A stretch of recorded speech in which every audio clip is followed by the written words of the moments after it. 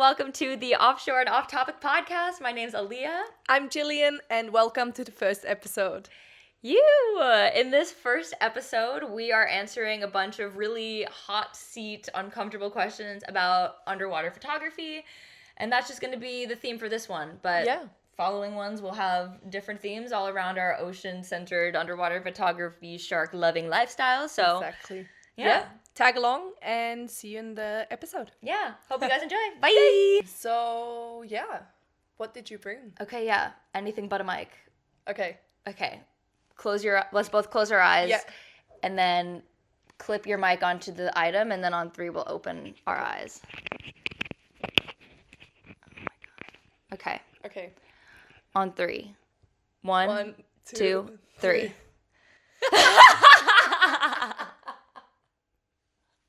Does that reflect our personalities? So for context, I have a lip gloss. What do you have, Aaliyah?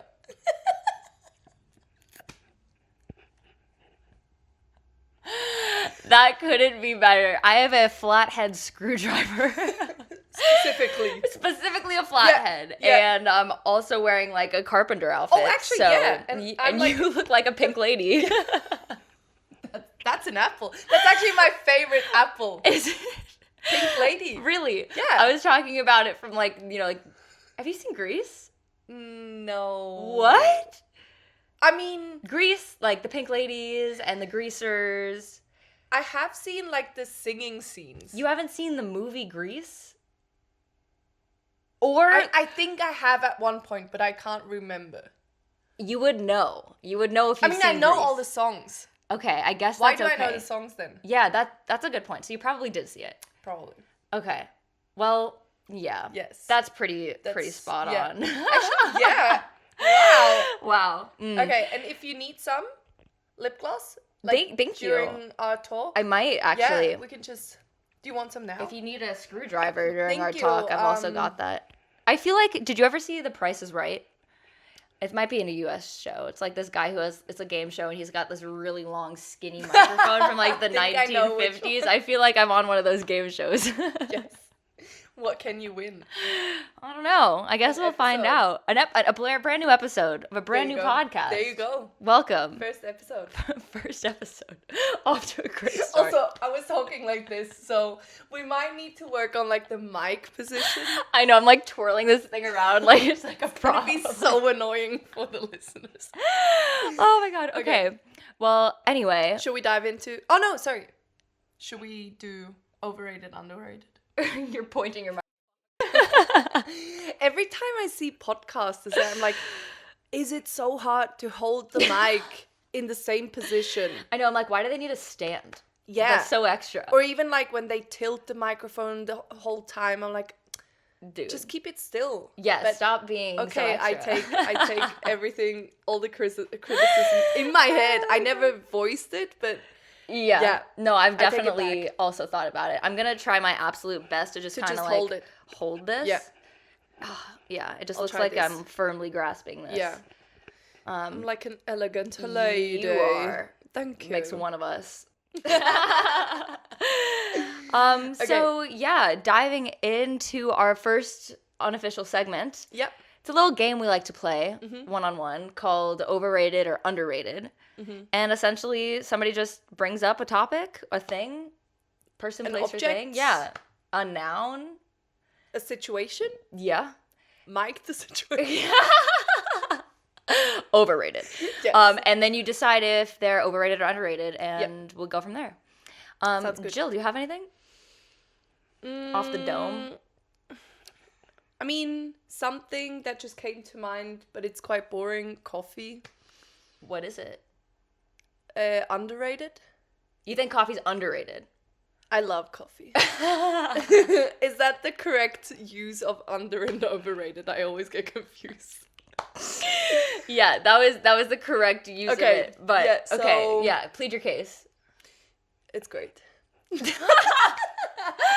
I can't argue with that. No, but sometimes I go to bed and then I already look forward to my coffee in the morning. That's fair. Yeah. But do you feel like the majority of people think coffee is overrated? There is quite a hype around coffee. There is quite a hype around coffee. That's a statement. And that's a quote. Yeah. Okay. So yeah, I don't know. Maybe it's correctly rated. It's correctly rated. You know, I could get on with that. Yeah? I can get on with Okay. that. We'll That's give you a pass. third option. That's the No, third. just Correctly rated. Accurately rated. Yes. Yeah. Yeah. Okay. What's yours? I'm just going straight for the jugular. Scuba diving. Ooh. Overrated. So wait, so you think it's people, and was that a joke or are you actually I'm serious?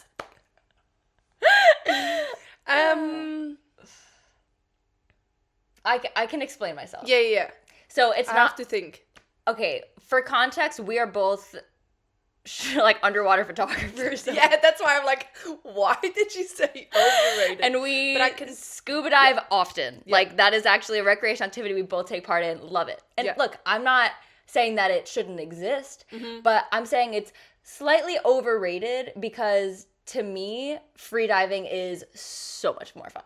So you would say maybe free diving is underrated? I would say free diving is underrated, but at the same time, I would say scuba diving is overrated because scuba diving, like, you just need so much gear. You gotta book a boat. Like, it's just like you gotta plan ahead. And you know me and planning ahead. True. Like, True. we're not like this. We're like this. Far. Yeah. So, long story short, I love both scuba diving and free diving. This is simply to be contentious. But if I had to choose one, I would definitely say free diving. And as a product, I say scuba diving is overrated. Welcome to our ocean podcast. Great promo. Yeah, okay. Yeah. I can see that. But I would say it's accurately rated, to be Accurately honest. rated. Yeah, because with scuba diving, I'm not that good at holding my breath. So Well, you free shouldn't when diving- you're scuba diving. No, sorry, yeah. So that's why. That's good. Okay, so I should say with free diving, comma, I'm not that good at holding my breath, comma, that's why scuba diving I like a lot. Yeah. That's super fair. Does that make sense? That's super fair. But my question then becomes, well, were you ever introduced with the option of free diving when you were getting your scuba certification? Or was it like, if you want to explore the underwater world, it's scuba diving? Yeah. Right? Yeah. So I feel like there's a misalignment there where we could be offering, or at least pushing free diving earlier in people's like ocean exploration careers so that they can feel more comfortable in the long run and be able to hold their breath longer. But I feel like scuba diving is easier. Yeah. So it's introduced as like the first step into the ocean, which is so fair. And also, to be honest, when I take photos, it's easier to That's true. like plan a shot, kind of wait for the animal. Totally true. Like by the time a shark comes back around, I have to go up to get some air. That's actually that's so why true. I'm kind of like leaning towards more scuba diving than free diving. But I agree, you sometimes have way more beautiful interactions while free diving. Yeah. Yeah. Yeah. Yeah. So I understand that. Yeah. Okay. Okay. Yeah. Wow. Okay. So next one. I'm gonna start thinking of mine too. Maybe because we talked about it yesterday, just briefly, but it's also a bit boring. Umbrellas? Okay. Yeah. Overrated, underrated? Yeah, Overrated. I don't own an umbrella. Really? No. Have you ever? I have. But I'm just too lazy to carry it around. So I wear a raincoat and I get wet. Yeah. You okay? Yeah. I mean, And then I run. To be honest, like when it's raining, not like go for a run, but like when it's raining, I get off the bus, I have to walk home, I run home. okay, I actually heard, I don't know if this is true, I don't know who I heard this from, but I've heard that you actually get more wet if you run. I'm not kidding. Actually, that makes sense because you're kind of, the rain comes diagonally. And you're like running into way more raindrops. But it takes longer and you get drenched. That's my logic. That's interesting. I would be curious to ask somebody who would, I don't even know who to ask for this, but okay. If Yeah. you say that you stayed more dry when you sprint through the rain, I'm going to take your word for Okay, it. no. Maybe I don't stay more dry, but it just the situation is shorter. Like the situation I'm in, like the rainy situation, Yeah. passes more quicker. Okay. Like quickly. No, I can get on Yeah. board with that. What about you? Do you own an umbrella? I Do you do own like an umbrella, but it usually is only in my, like, ownership for about 24 hours. But do you forget it at a place? Yes. Like you walk there, but yes. Object permanence is something I Okay. struggle with. I see. Yeah, so I will bring it with me, Yeah. just like a water bottle, unfortunately, Oh, and okay. I will leave it there. Remember the cup I got from Patty? Yeah. That was a great cup. I left it on the Yeah. bus first day I used it Yeah. Which, with my coffee in it. but that's so surprising to me. You haven't finished your coffee and you just leave it on the bus. Yeah. I would then, because circling back, I love coffee. I would never forget my coffee cup, especially if there's still coffee inside. Yeah, I know. I just like, You know? I forget about it. Like I forget it exists as an object, which is a fun little gift I get with the ADHD. Yeah, It's just okay. like out of sight, out of mind. It Yeah. like does not exist if I'm Fair. not looking at it. Fair. Which honestly, like this just brought me to my next one. Yeah. I feel like, but Swiss Army knives. Why did that bring you to that? Overrated. Okay, I think we have to cut here. Like, I'm not sure about our friendship anymore. Oh my god. How many situations? Okay, that was a joke. I love our friendship. Thank you. You were about to pull out your Swiss Army knife and cut our friendship off. How many situations? Again, situation. How many times have you? Like, did you need to cut something or? Yeah, mainly cutting. But for me, it's tweezers, it's a toothpick, it's a nail file, and everything in like, it's not even this tall, it's like this small. So, no, what? Underrated. But I have to say, it's just a bit of a very aggressive name. Mm-hmm. Swiss Army knife. I mean, Swiss is pretty neutral. Swiss is cool. I would say as a Swiss Army. myself. Army. Knife. I mean, but it is. But it is. So what if we called it Swiss cutesy tool?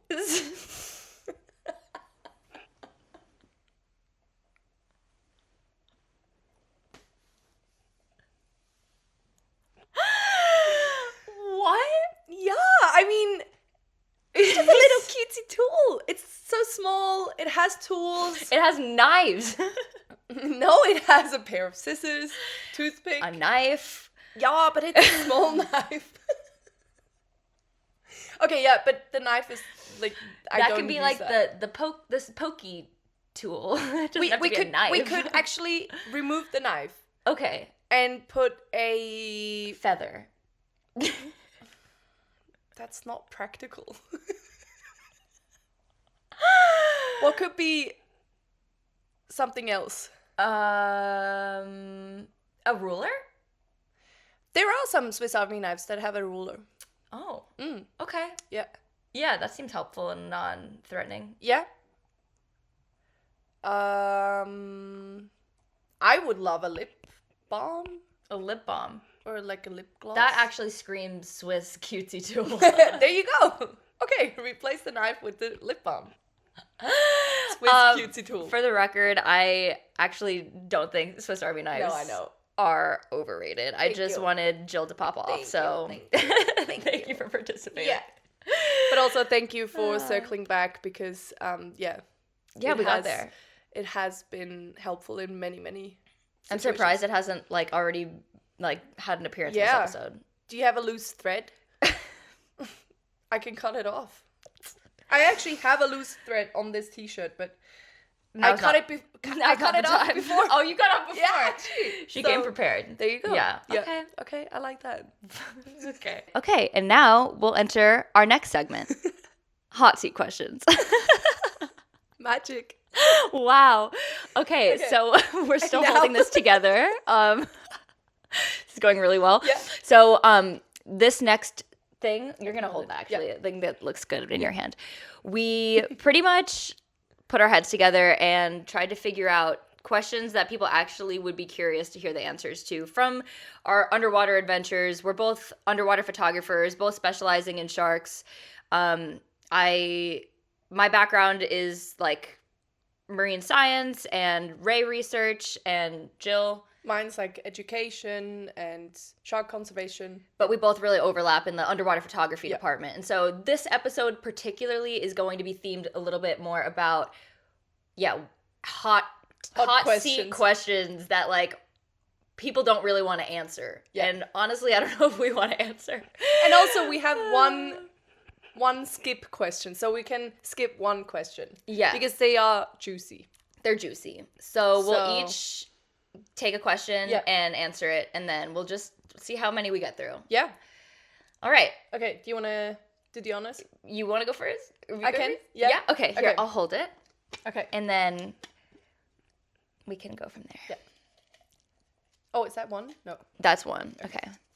Oh, that's two. Oh. Uh-oh, I'm nervous. Oh, okay. Does having a big following matter more than being a good photographer?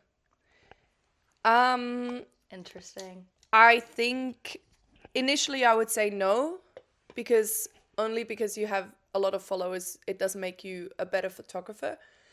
But if, like, it says, does it matter more? For what?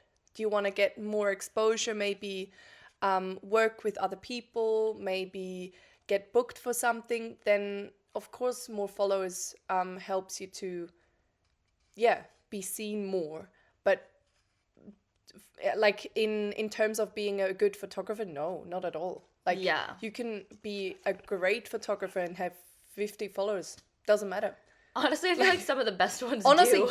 yeah. Like, who won the Female 50 Fathoms last year from Oceanographic magazine? I feel like I remember looking at hers. Oh, thinking Jailen that- Kai. Yeah. Yeah, and I feel like she has amazing photos. the craziest photos. Like black water photography. That is Insane. one of the craziest so crazy. types of photography. And yeah, like, not a million followers. no, she should have.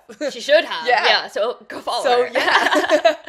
But yeah, so it all like, no, it doesn't matter when it comes to photography, but it matters maybe in collaboration or future projects, maybe. Or maybe, like, getting your photography seen. Yeah.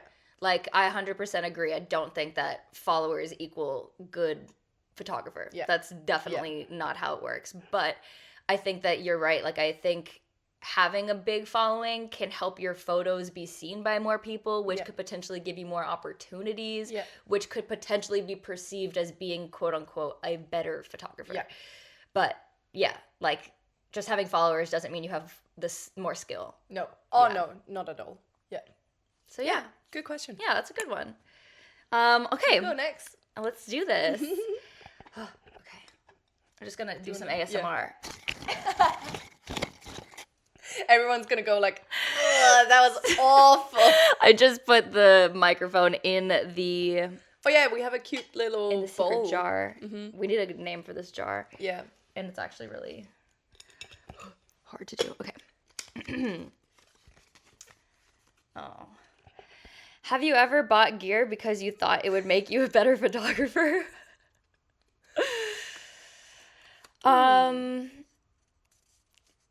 Like, yes, I would say. I think that I started with a GoPro. Like, to be honest, I started my photography journey underwater with a GoPro, and I wasn't even taking pictures. I was just hitting record, taking a panoramic, like, view of the entire ocean scene, and then screenshotting the frames I liked the best. So, like, literally zero skill there, but my pictures were great.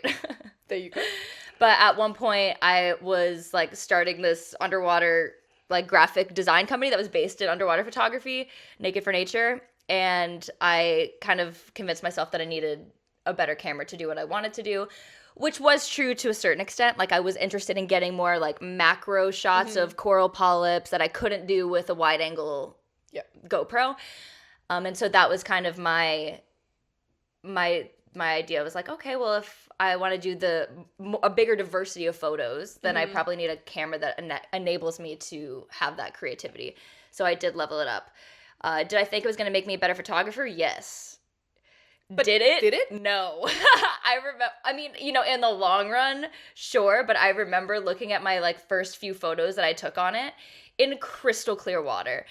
They're like green, they're dark, things are out of focus, but I was so proud. I was like, I'm going straight to Nat Geo. Like, why are they not knocking down my door yet? So yeah, it actually made me realize that the camera or the gear is not what makes the photographer. The photographer actually is the thing that makes the photo. You need to know how to use your gear. And we got there. Yeah. We got there eventually. There you go. Have you ever bought gear thinking you'd become a better photographer? Yes. But I feel like similar to you, I started off with like a small digital camera, small housing. Oh, hold the phone. Guest. I don't know who that is. Guest appearance. Not for us, but... So... Wait. Okay. Yes. Yeah, I started off with a small camera, no problem. And then upgraded my camera, like, and then again and again, blah, blah, blah. But all in all, yes, I agree. The camera doesn't take the good photos. It's the photographer. That's a good way of saying it. But, of course, if the camera has more settings you can adjust, you can get better photos. Mm-hmm. So, kind of, yes, the gear. Sorry. What the fuck? Delivery. So, yeah, kind of like, yes, better gear sometimes makes your photos look better, but still you have to know how to use your camera. Yeah. Exactly. Like you can have the nicest camera in the game, but I have no idea how to use and I've seen that, like people with expensive camera, like huge cameras and flash and like everything, and they also, I would add, be a good diver before you try underwater photography. 100%. Because I don't like seeing people with huge cameras and like knocking down corals. Literally, like that's the worst. Like, why are you Straight even to jail. taking? Straight to jail. Bye. Why are you even taking photos? Yeah. If you like learn how to be buoyant and like all that stuff. Yeah, that is literally essential. You can't be destroying the world that you're taking pictures of. Yeah, exactly. So, yeah. Yeah, I agree. I agree. Yeah, nice. Okay, cool. Okay, those aren't that bad. No, that wasn't that bad. Yeah. Let's see. Maybe There's like 2 in here that I'm genuinely not looking forward to. Okay, again, Instagram. Okay. Has Instagram made underwater photography better or worse? Ooh.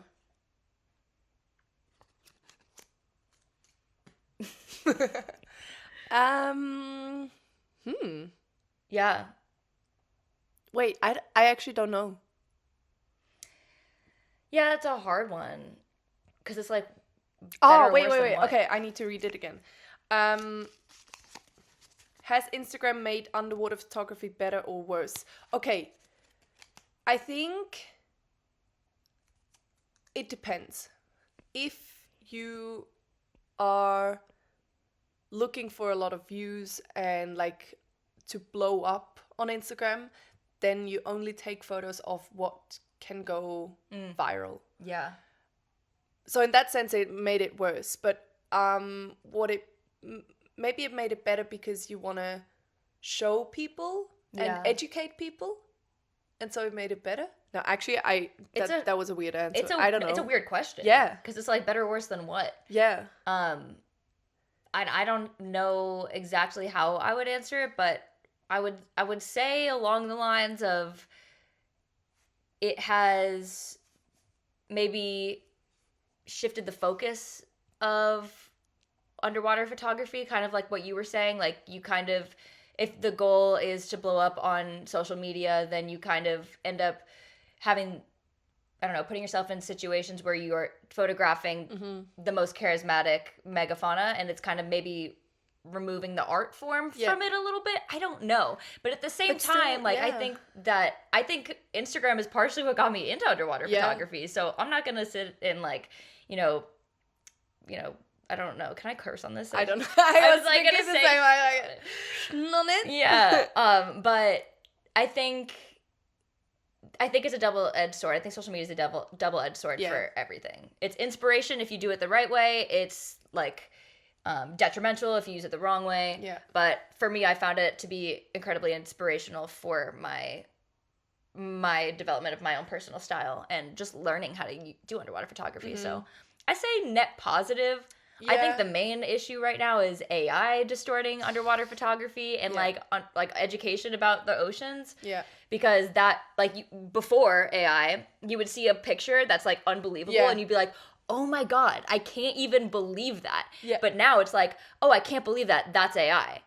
Or like, is it AI? Is it AI? Yeah. And it takes away from like the insane encounters that people actually are having in the ocean. Yeah. And it just like, because the ocean is like it's another world. Like things actually do look like aliens. They do look like AI. So when we add in AI as like this undermining force, I think that takes away so much from underwater photography and from ocean education. Yeah.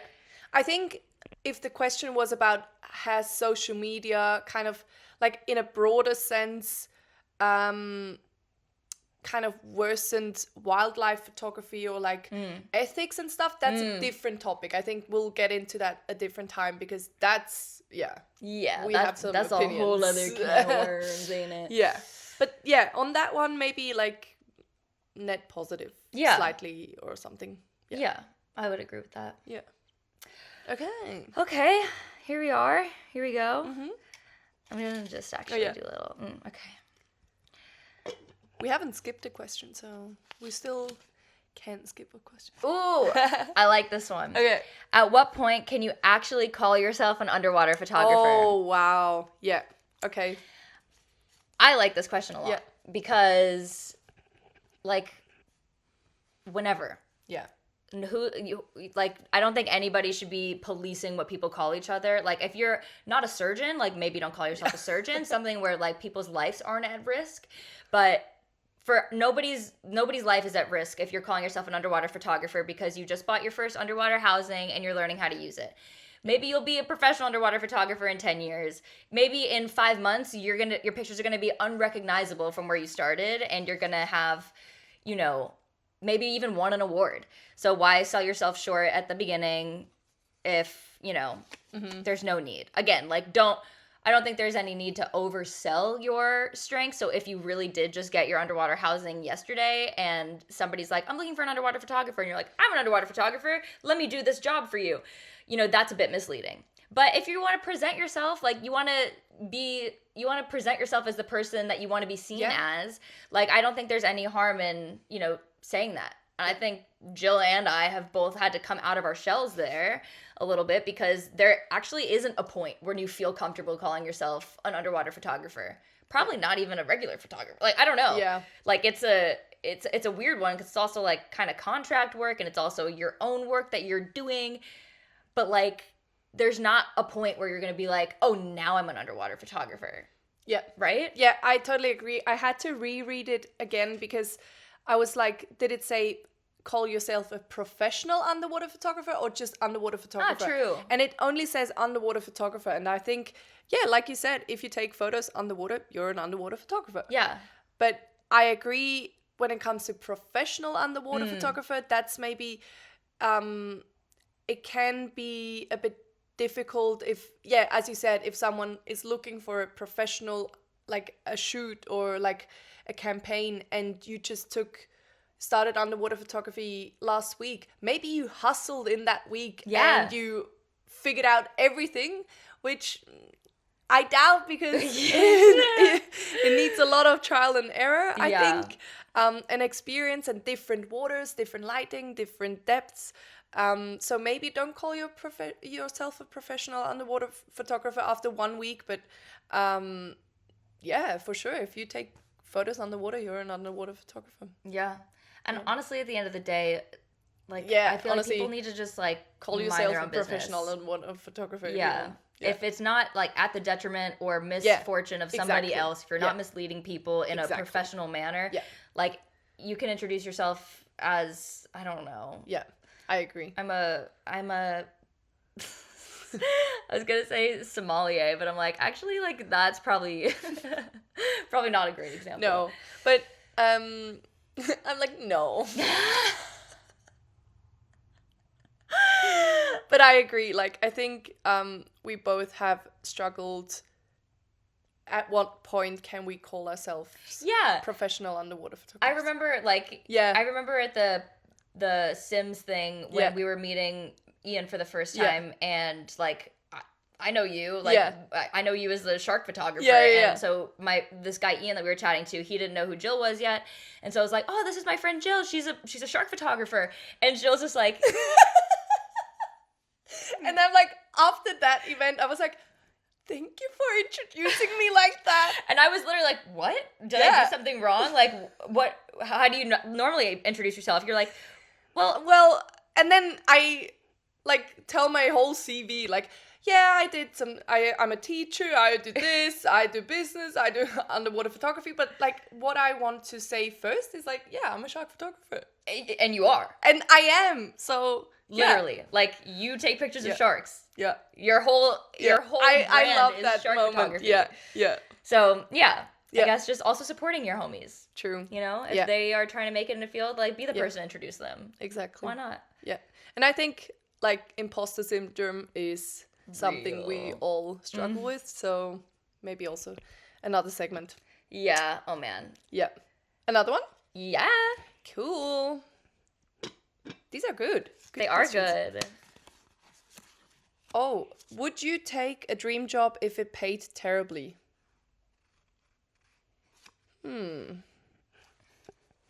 Yeah. Yeah, 100%. It's a dream? Yeah, if it's a dream. Yeah. There's so many ways to make money, like, and do you want to work like, if it's your dream, yes, of course. Yeah. Like, yeah. I don't know if Nat Geo tomorrow was like, hey, we want to send you on this assignment, but we only have like a really small budget. Exactly, because it says you're still getting paid. Yeah, if it pays terribly, they're like, look, we can only cover flights and accommodation. You'll be gone for 2 weeks. Like, sign me up. Yeah. Yes. I wouldn't buy coffee for I don't know how long, so put that money aside and She would put coffee aside for Nat Geo. That's crazy. You must really love Did you Nat hear Geo. that, Nat Geo? But yeah, I think it obviously depends too. Like, would I take a full-time job if it paid terribly and it was my dream job? I think I'd have to probably take way more consideration to try and figure out how I would supplement income and everything if I was going to pursue that. But yeah, just like at face value. Yeah, like that question? Yeah. Yes. And thank you very much. Thank you. Okay, that was actually pretty easy. Is it me? Yeah.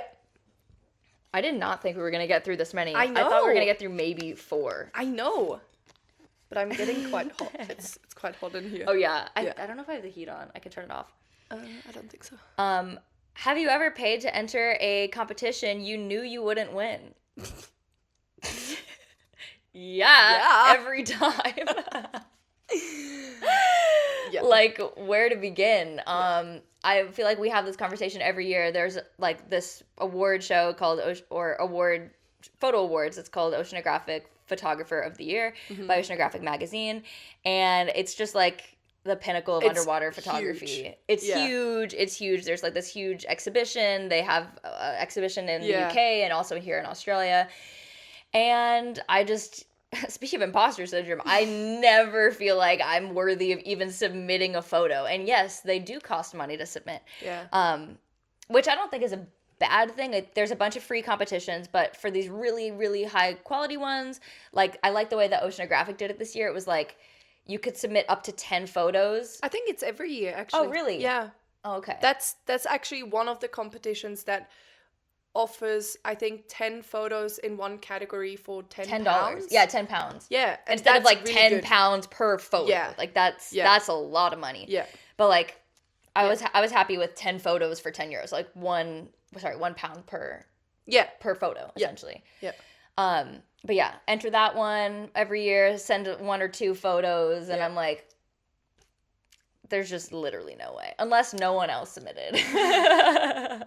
But also, I feel like, and yes, I agree, like, I've entered so many underwater photography, or like photography competitions, But then also, not to brag, but I've also yes. won. Yeah, So- that's actually correct. And that's crazy. Like, I don't know if I told you, like the first ever photography award I won, there was this ceremony online because it was COVID. Oh no. And so they were like, oh, we're gonna say who placed like first, second, third place, and the jury prize. Okay. And so the first, second, and third were announced. I was like, oh, okay, didn't win, that's okay. And I hung up, or like, cancelled. Oh, what? I didn't hung up, but like You ended the call. Yeah. Not the call, but like the Zoom. live stream. Okay. Yeah, there was a live stream. And then I think it was the evening, and then in the morning I woke up to like messages like, oh, congrats on the jury prize. I was like, what? What? I No won the way. jury prize that a jury like selected my photo. The other ones were voting. Whoa. Yeah. Oh, I did not Yeah. know that. That's so cool. It was incredible. And thanks to that, I got a voucher for more camera gear so I could upgrade my camera stuff. What? It was incredible. That So, is such a crazy yeah. story. I did not know that. Yeah, I think I never told you. So when you hung up, like when you ended the live stream, like were you just like, oh, Because they announced the jury prize after first, second, and third place. whoa. And I was like, oh yeah, cool. Yeah, next year. Oh my gosh, that's so cool. So there you go. Just enter the photography competitions and maybe you win. Sometimes I get an honorable mention, which That's is so amazing. true. Cool. That is really Amazing too. amazing and cool. Amazing and cool. Amazing cool. No, yeah. that's really cool. Yeah, I feel like photography contests are really potentially powerful because they can help you feel more confident about your skills. It's kind of like external validation, like, oh damn, like I do have it.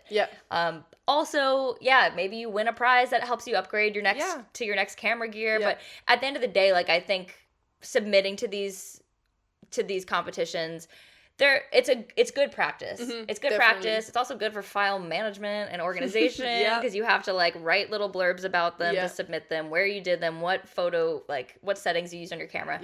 But I agree. I won a Canon, like I don't even remember. I think it was called Canon Your Shot in 2023, and that was like the first time where I was like, oh like, And isn't that crazy? Like, it's to so feel cool. like validated by a competition. Like I am an inherently competitive person, which is actually why I probably shy away from these a little bit, because I'm like, this is my art.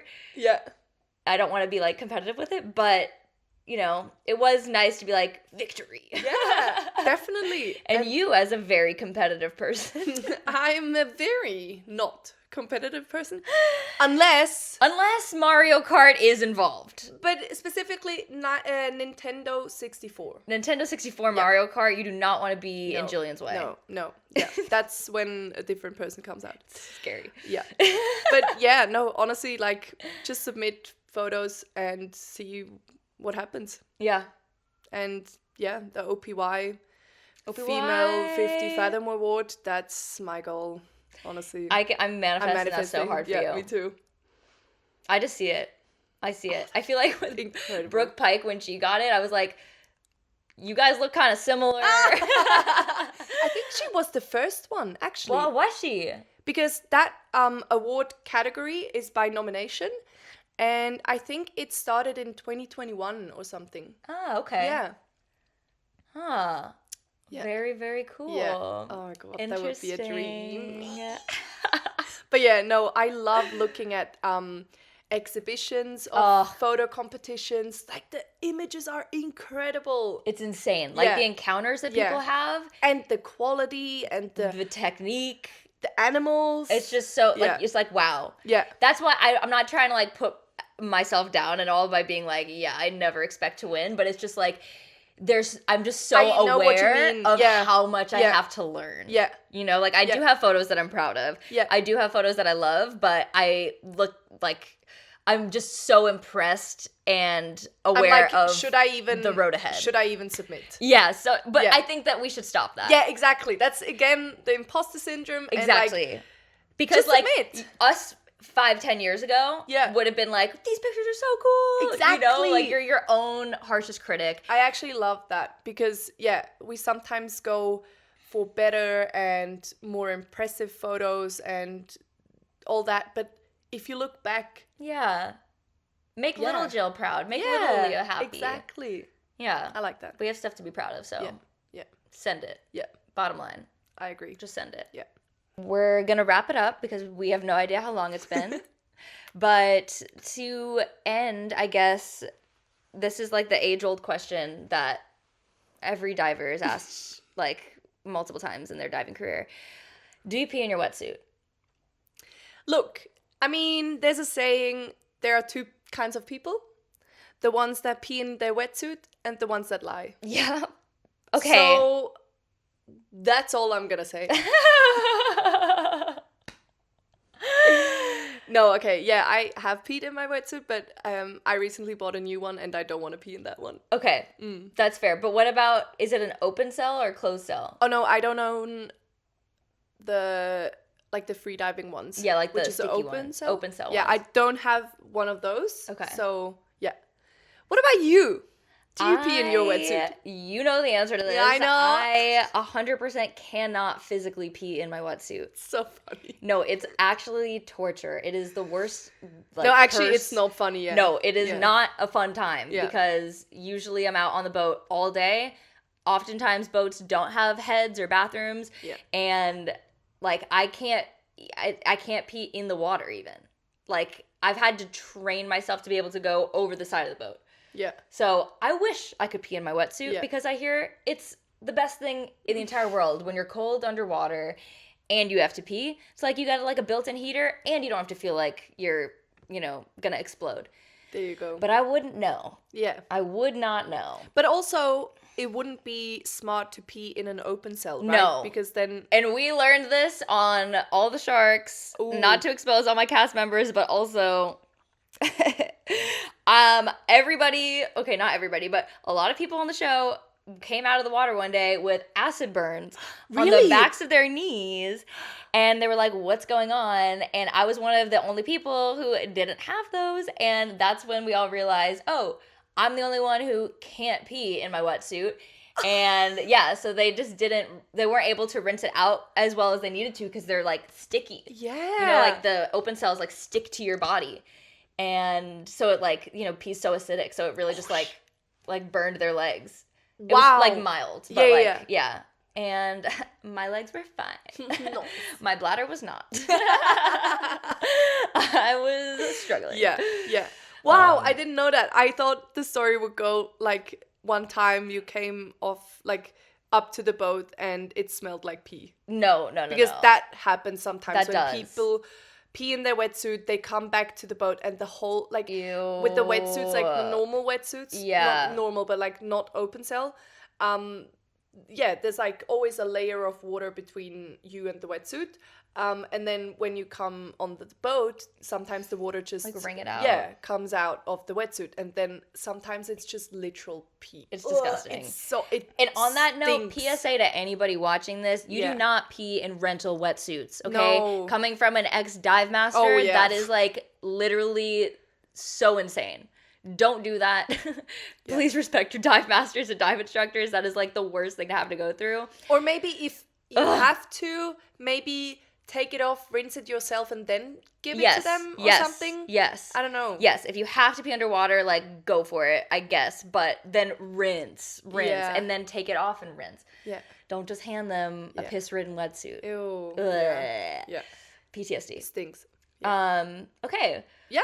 Well, yeah, I think that was what a end.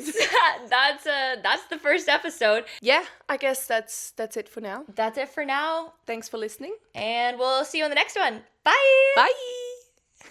Cool. I think that's it. I think we're done. Yay!